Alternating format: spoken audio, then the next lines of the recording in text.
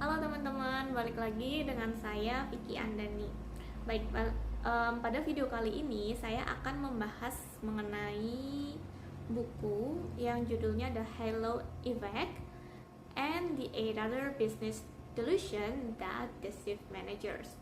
Oke, cukup menarik kan jadi dari judulnya. Oke, sebentar. Nah, yang pertama, kita akan membahas mengenai sinopsis dari buku ini terlebih dahulu sebelum kita membahasnya lebih lanjut, yaitu sebenarnya kita itu memang tidak pernah berhenti untuk belajar, bukan? Dan itu adalah hal yang baik.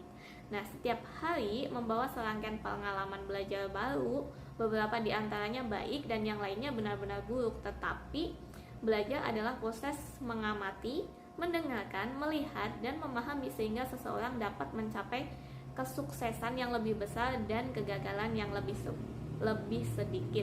Nah, efek halo itu cenderung membantu para manajer untuk berpikir untuk diri mereka sendiri daripada mendengarkan para ahli manajemen dan konsultan maupun CEO selebriti. Masing-masing mengklaim memiliki hal baru berikutnya. Nah, anggap saja sebagai buku ini lebih ke anggap saja sebagai panduan untuk manajer reflektif, yaitu cara untuk memisahkan hal-hal yang penting dari hal-hal yang berkaitan dengan omong kosong atau hal yang tidak penting saja. Nah, di bagian pembukaan buku ini, penulis menuliskan, Mark Twain pernah berkata, selalu lakukan yang benar, ini akan menyenangkan beberapa orang dan mencengangkan yang lainnya. Tujuannya agak berbeda, alih-alih memuaskan dan mencengangkan, buku ini diharapkan akan merangsang diskusi dan meningkatkan level pemikiran bisnis. Nah, penulisnya sendiri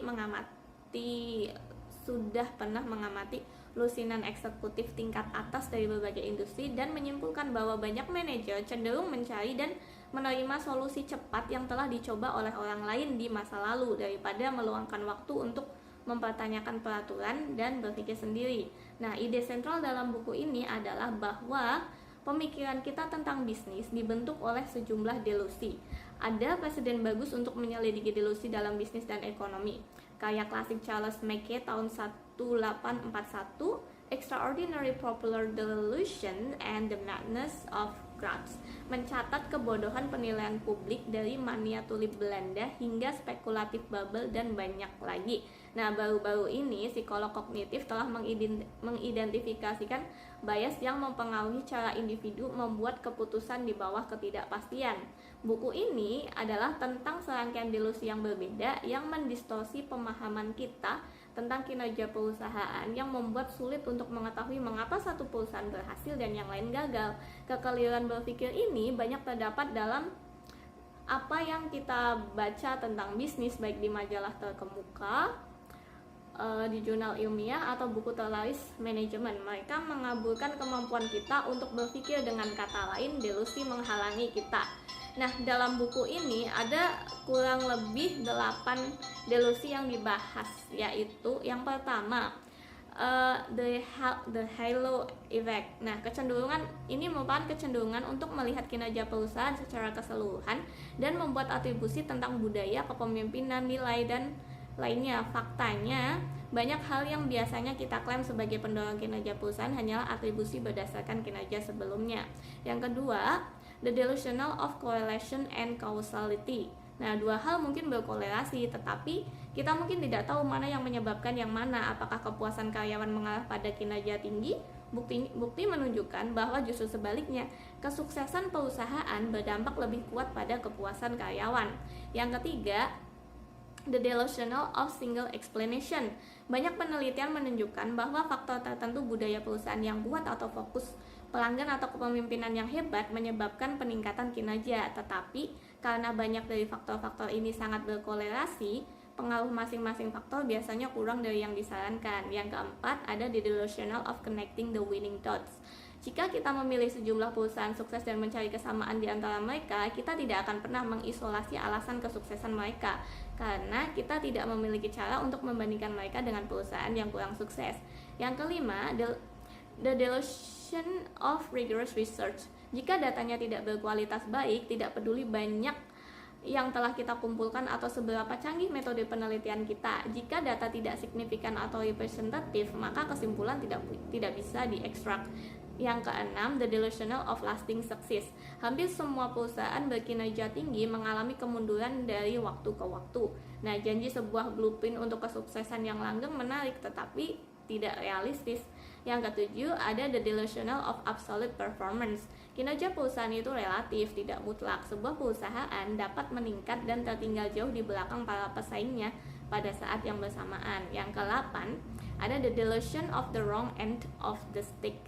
Mungkin benar bahwa perusahaan sukses sering mengejar strategi yang sangat terfokus, tetapi itu tidak berarti bahwa strategi yang sangat terfokus sering membawa kesuksesan. Yang ke-9, ada the delusion of organizational physics company. Nah, perusahaan tidak mematuhi hukum alam yang tidak dapat diubah dan tidak dapat diprediksi dengan keakuratan sains terlepas dari keinginan kita akan kepastian dan keteraturan. Oke, nah overall, kepemimpinan bukanlah sifat alami atau sesuatu yang diwariskan seperti warna mata dan rambut. Itu adalah keterampilan yang dapat dipelajari dan disempurnakan melalui latihan. Penilaian yang baik datang dari pengalaman dan pengalaman itu tumbuh dari kesalahan. Seseorang pemimpin yang efektif dari waktu ke waktu harus keras kepala dan dipersenjatai dengan keberanian, keyakinan, berjuang untuk mempertahankannya. Seorang pemimpin yang efektif harus tahu kapan harus melihat melalui khayalan yang mengarahkan perusahaannya ke jalan yang salah. Dunia kerja saat ini berbeda dari beberapa dekade yang lalu, namun para pemimpin masih menemukan diri mereka berjuang untuk menggulingkan beban masa lalu. Mungkin di zaman ayah dan kakek kita, disiplin birokrasi yang kaku mendominasi kehidupan dan karir setiap eksekutif. Harga kesuksesan adalah kepatuhan buta, tetapi hari-hari ini dibutuhkan kepemimpinan baru untuk mewujudkan sesuatu. Kejelasan dan pemahaman sekarang harus menggantikan pola pikir cloudy di tahun-tahun sebelumnya. Tetap saja, mencapai hasil yang Anda inginkan sebagai pemimpin di abad ke-21 mungkin tampak seperti perjuangan yang berat, tetapi Anda bisa melangkah lebih jauh. Anda bisa keluar sebagai pemenang. Dengan kata lain, Anda bisa menjadi pemimpin masa depan di dunia saat ini, tentunya jika Anda menyadari akan halo effect yang ada.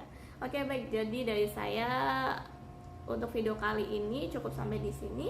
Untuk next week maybe saya akan membahas tentang buku yang lainnya lagi. Oke, thank you. So have a good day. Bye bye.